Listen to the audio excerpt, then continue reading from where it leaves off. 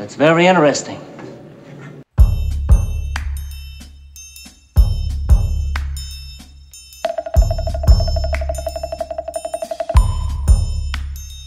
Hi and welcome back to Terry Talks Movies. This particular video is going to be about moments in movies that I really like.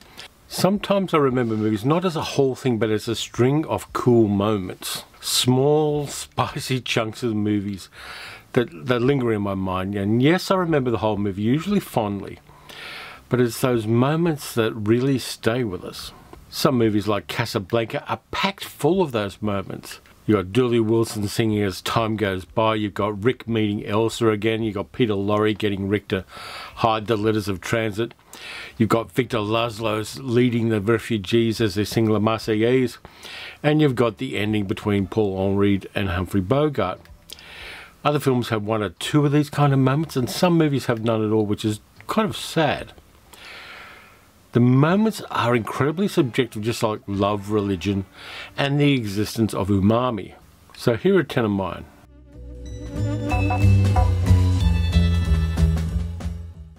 In the early 1950s, Marlon Brando could do no wrong. From playing Stanley Kowalski in Streetcar Named Desire, he played Emiliano Zapata, he played Mark Antony and Julius Caesar, and he played, of course, Terry Malloy in On the Waterfront, and also Napoleon Bonaparte. He had range. He was as hot as a god in Hollywood in those days. He could do no wrong, even though Hollywood criticised him for mumbling his dialogue. I never had a problem with it, but other people did. So in 1955, he decided to do a musical with Frank Sinatra, an adaptation of a stage production based on the humorous stories of Damon Runyon, Guys and Dolls. His Guy Masterson is wonderful. Brando has never been so energetic and engaging and having a lot of fun. Even though his singing voice was thin and very slightly out of tune, I love him singing one of the tentpole songs of this musical, Luck Be a Lady. They call you Lady Luck. He can't sing worth shit, but he sells the emotion and the plot behind it. And he covers all the gambler's bets and rolls his dice with destiny. It is wonderful fun. And because he was in such good shape at the time, the way he moved around the stage was really interesting too. As he's covering all of the bets, he's moving around and kind of owning the room and owning the space in a really interesting way. Brando and Sinatra didn't get on because Frank Sinatra wasn't fond of being the butt of practical jokes, and Brando was known for making a lot of practical jokes. Interestingly enough, Sinatra also covered Luck Be a Lady in one of his 1950s albums, but for my money, he didn't do it as well as Brando. What makes this special is the audacity of an actor criticised wrongly for mumbling, then doing an MGM musical with one of the best singers of the middle decades of the 20th century. I love Marlon Brando in this, and I like the other songs he sings in this movie as well. But Luck Be a Lady is just such a really great song, sung by one of the great actors, in a really interesting set. It's supposed to be set in the sewers, and the sewer set, which almost sounds like something else, but it isn't, of Guys and Dolls, is a really nice piece of set design as well. In musicals, always look at the set design, because you're going to see some of the best work in that film in those backdrops and layouts that the production designers have created. They're wonderful. That brings me to number 2.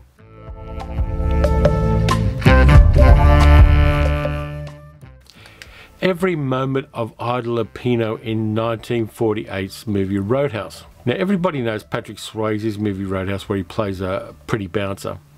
But it never impressed me, but the original movie of that name, a borderline film noir from 1948, directed by Jean Nicolesco, does. In the movie, you've got Richard Widmark playing Jeffy, the privileged and man-baby owner of a popular roadhouse near the Canadian border. The manager of the roadhouse is Pete, played by Cornell Wilde. When Jeffy brings a lounge singer, Lily Stevens, to the roadhouse as entertainment, Pete realises that Jeffy is paying too much money for Lily's services, and that he wants to get her out there so that he can seduce her. You waiting to see me? Okay, who are you? I'm Pete Morgan, the manager. Good. Can you manage me a room in a hotel? I'm tired. Pete tries to put Lily back on a train to Chicago with a bit of money in her pocket. And this is when you see Ida Lupino's Lily is a woman who doesn't take shit from men. Listen, when I want to leave, I'll let you know. Now, look, baby, I'm not trying to rush you. Silly boy. She puts Pete in his place and shows that even though her singing voice is marginal at best, she's a really great entertainer. Ida Lupino didn't have the best singing voice either, but she sings One for My Baby and Again. It's 2:45. There's no one in the place except you and me. And she knows how to do it because she came from a family of British vaudeville entertainers. Her uncle Lupino Lane had an enormous hit in England with the Lambeth Walk, and her whole family were basically stage performers, and that background really serves her well in this movie. Even though the third act of Roadhouse has the usual woman in peril falling in love with the good guy trope, Lily Stevens comes across for most of this movie as a very modern woman. She knows what men are, she knows what they want, but she has weaponized that knowledge against them to get the career she wants to have without compromising herself. For me, this is Ida Lupino's best role, and too many people don't know about Roadhouse.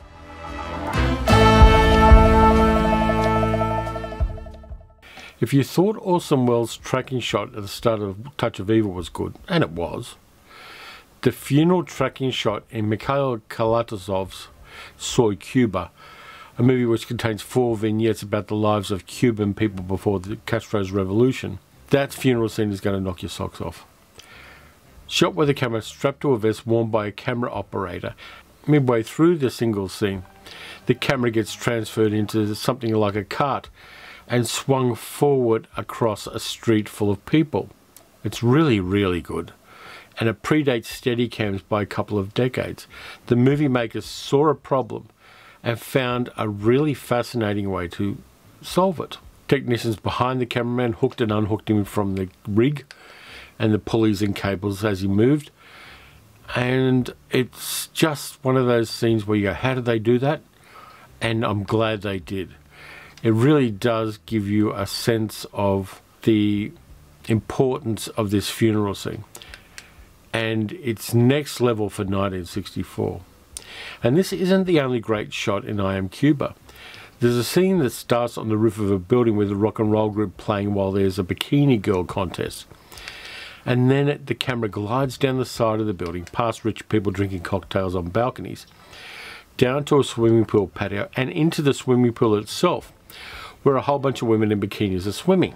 The whole movie of Soy Cuba, also known as I Am Cuba, was shot with a single camera and a clear CM3 Camiflex, and it only ever used 2 lenses, a 9mm and an 18mm.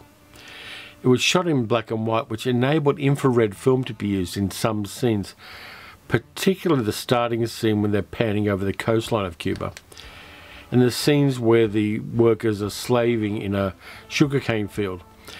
The director wanted the cane stalks to look brilliant white because sugar is white, and it works really well. It doesn't draw attention to the fact it's infrared film, but it really does add a sense of the heat and the oppressiveness of working in a cane field in pre-Castro Cuba.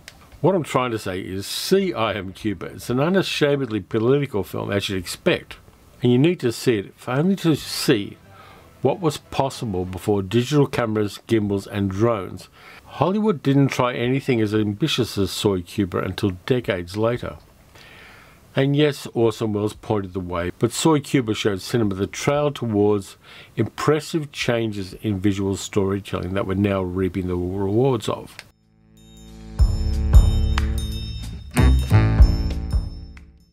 I had to throw an Australian movie in here, and this one from 1990 or 1991, the information I've got is a bit sketchy. John Ruane's Death in Brunswick is a gem. It's black comedy as black as it gets, set in the titular Melbourne suburb, and I lived in Brunswick for a number of years. Sam Neill plays Carl, a guy who gets a job as a cook in a really dodgy restaurant. He meets a beautiful girl called Sophie, played by Zoe Carides, and starts a relationship. The owners of the restaurant are criminals, they're crooks. And when Carl accidentally kills one of his co-workers in the kitchen, his best mate Dave, played by local comedy legend the late John Clark, helps him out. So when did you meet her? Yesterday. Oh, it's fairly serious then. Cut it out, Dave. You really are like a chook in a thunderstorm sometimes. I don't know. Dave works for the local council and has access to the local cemetery.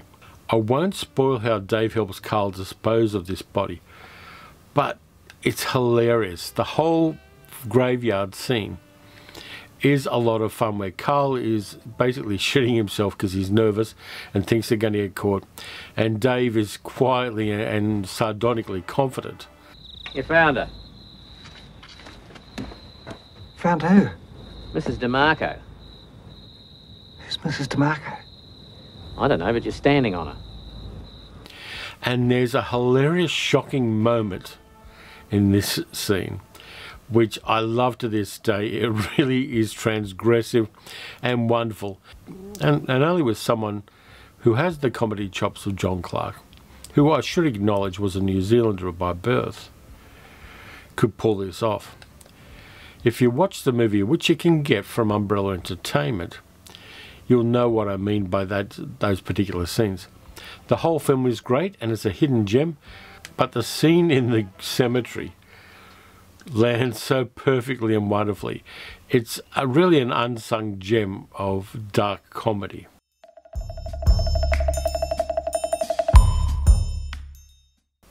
Thank God It's Friday is widely known as the worst movie to ever win an Oscar.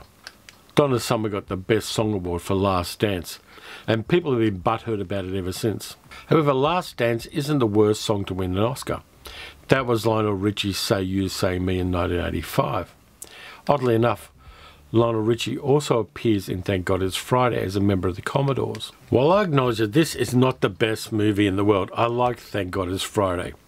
Any movie that has Jeff Goldblum playing a sleazy disco owner is off to a good start. It only cost $2 million to make, and it was basically produced by Motown and Casablanca Records so they could promote their catalogue during the disco era. But one character stands out for me, a character played by Chick Venera, a guy called Marv Gomez, who calls himself the Leatherman.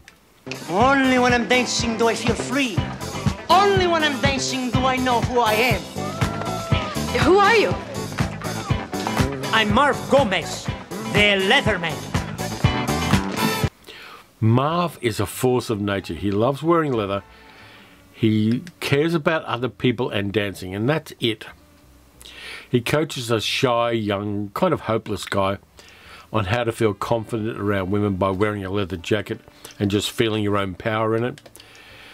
And that guy manages to get a date at the disco with Deborah Winger.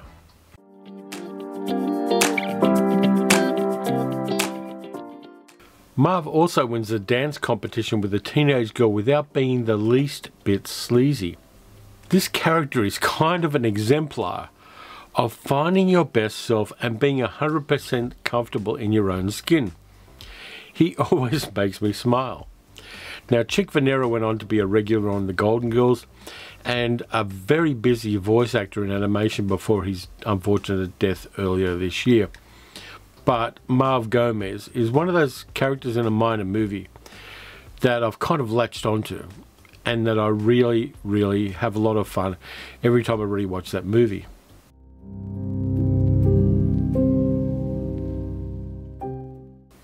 Anton Walbrook is an actor who's kind of forgotten, but did a hell of a lot of good work with Michael Powell and Emmerich Pressburger in their films.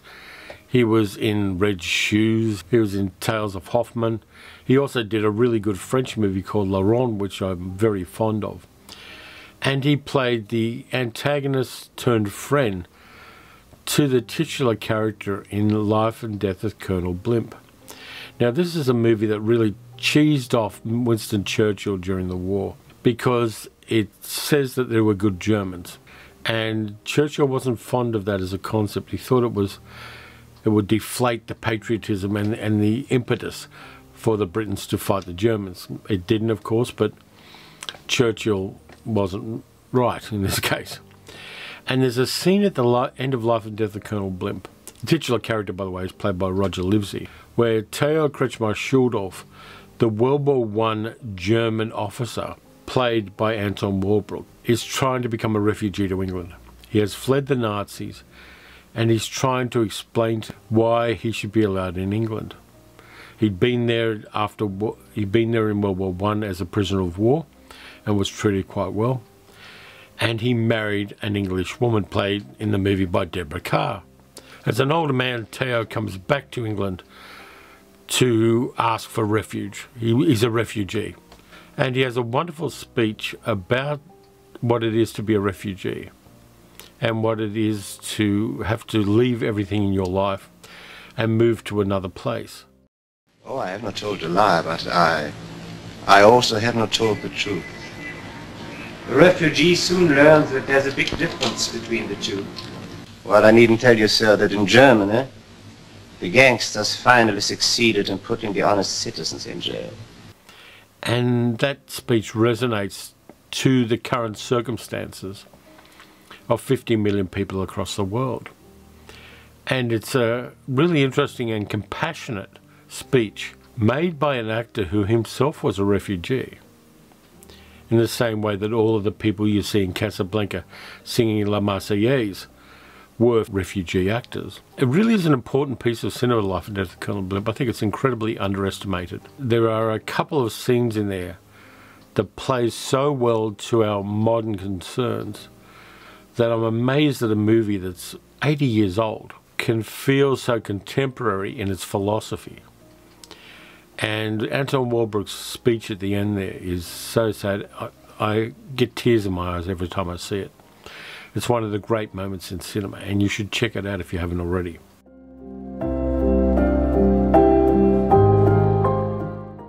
Robert Altman's 1970s reinvention of 1940s private eye Philip Marlowe as a laconic, chain-smoking and rather passive character made a lot of film noir purists really sad pandas at the time it came out in 1973. Altman did some really interesting casting with this movie. Elliot Gould as Philip Marlowe. He has Sterling Hayden playing a writer. Originally the role was going to be played by Dan Blocker from Bonanza, but unfortunately Dan Blocker died before production, and at the last minute he had to get Sterling Hayden, and that really worked. He even has Arnold Schwarzenegger as a background thug in Arnie's second film role to a criminal boss called Marty Augustine, played by Mark Rydell, a man known more for directing movies than for acting in them. Rydell had a career doing episodic television in a few movies like The Reavers with Steve McQueen before Altman got him to play Marty Augustine. When Augustine turns up at Philip Marlowe's apartment to hassle him about money that the missing person of the movie owes him, Augustine brings his beautiful and fragile girlfriend, Joanne Eggenweiler, played by Joanne Brody in her only film role. Augustine tells Marlowe and Joanne how much he loves her in a creepy and repugnant and egotistical way. And I love you. I do. I sleep with a lot of girls, but I make love to you, right? And then something happens. Now, I can't in all fairness spoil that scene, but it lands hard. We instantly want all the bad things in the world to happen to Marty Augustine. Now, I've seen more than my share of violence against women, and this one feels disgustingly believable to me. It's the one Mark Rydell movie role that really hits hard, and I'm amazed that Lee Brackett, the screenwriter, and Robert Altman, the director, went there with that scene. It feels like 1970s private eye movies have moved along a long way since Humphrey Bogart. It really feels like a line in the sand saying, crime is brutal, crime is ugly, and this is the sort of person who perpetrates it. And once you've seen it, it's unforgettable. That's someone I love, and you I don't even like. You have an assignment, cheapie. Find my money.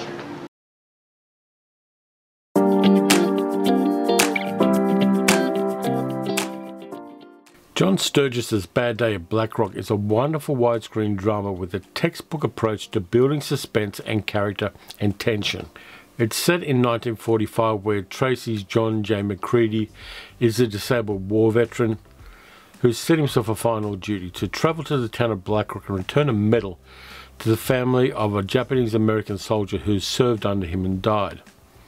McCready is depressed and worn out by his experiences. He may well be suffering from what we now call PTSD. When McCready gets to Blackrock, he encounters Reno Smith, played by Robert Ryan, who runs the town. And also his two henchmen, Coley and Hector, played by Ernest Borgnine and Lee Marvin. This movie is superbly cast. McCready is a quiet man. His wartime experiences have crushed him. In Blackrock, he goes to the diner and orders a bowl of chili. Reno, Coley and Hector follow him in and intend to force him out of town. With Hector and Reno as backup, Coley harasses and insults McCready. He pours ketchup into his chili and calls him names and does all the bullying kind of things.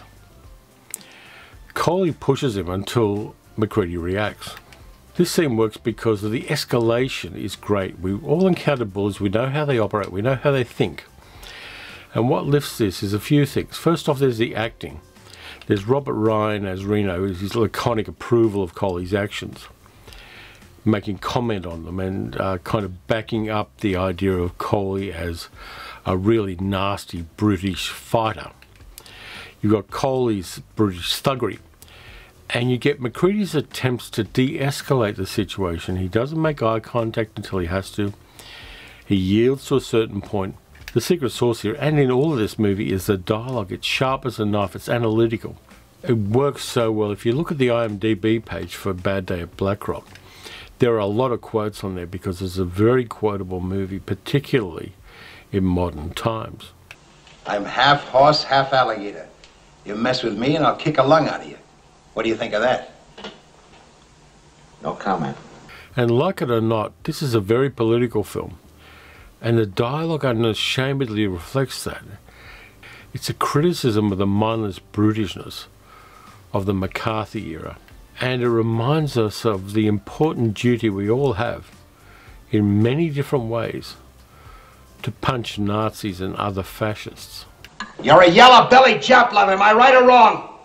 You're not only wrong, you're wrong at the top of your voice. Couldn't I pick a fight with you if I tied one hand behind me? If I tied both hands?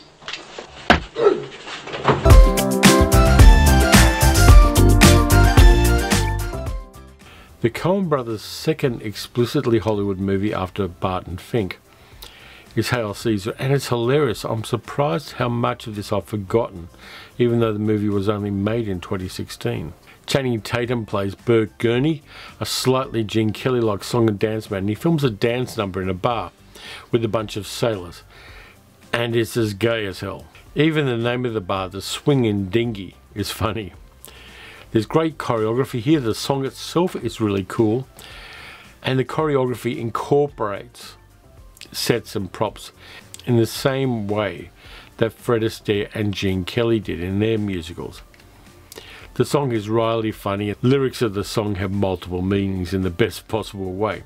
The direction really works too, though there are a couple of framing issues, for me at least, where the Coen Brothers might have gone for wide shots instead of medium ones, but leaving that quibble aside, it's a lot of fun. And Channing Tatum is a hell of a good tap dancer.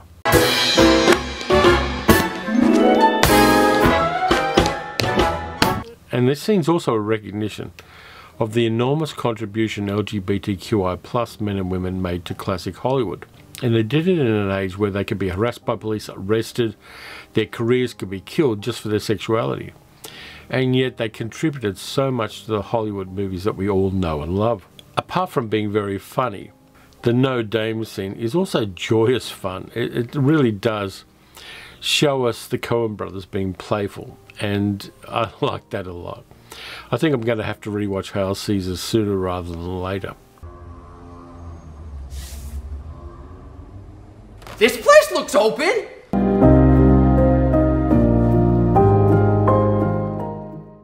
Now this brilliant moment in a weird little B picture called The Octopus is one of those special effects moments in a movie where you go, how do they do that? You're right, Mr. Morgan. And I'm going to tell you how they did it. They did it by having various coloured makeups on the actress. You could only do this in a black and white picture. And then those particular colours don't show up if you have a certain filter over the camera lens. So halfway through the moment, the filter's removed from the camera lens and you get to see the makeup of the woman, making her look like a monster.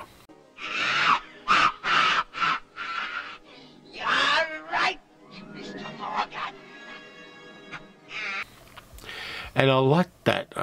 The movie itself is a little bit of fun. It's a very light film where a couple of really dumb detectives go to a lighthouse in the middle of a storm where there's a giant octopus in the bottom of the lighthouse, and there's a murder mystery and a mystery of who's trying to steal this and that.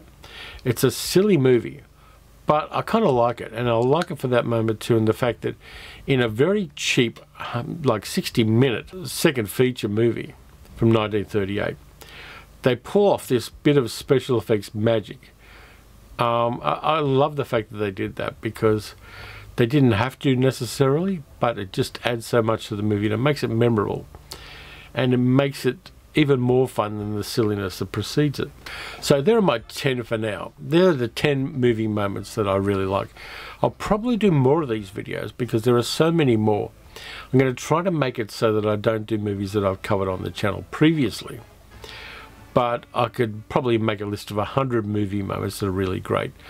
And I could do a whole video about all the movie moments in Casablanca that really nail it. Yeah, I think I'll do some more of these because they are a lot of fun. I need you to send me your movie moments that are just those kind of wonderful, intense and memorable moments in movies. Now, I don't want the obvious stuff. I don't want Indiana Jones finding the Holy Grail and shit like that. I want the kind of obscurities and the great moments in pictures that people don't often talk about. Let me know what they are and I'll take a look at them for you. Because I think there are a lot of them out there, and I know I can't see every movie, so I know I'm going to miss some. But I'd like to find out more about them. Oh, by the way, if you enjoyed this video, you can like, subscribe, and hit the notification bell so you know when I'm going to put a new video out. And I do it twice a week. And you can also support the channel by donating as little as $2 a month at patreon.com/paleocinema. We now have a post office box. If anybody wants to send me anything, my post office box address is in the description of the video. So anyway, that's it for this time around. Until next weekend when I put out another video. Watch some good movies, watch some bad movies, watch a few films that have a couple of great moments in them, even if they're not terrific. And I'll catch you next time.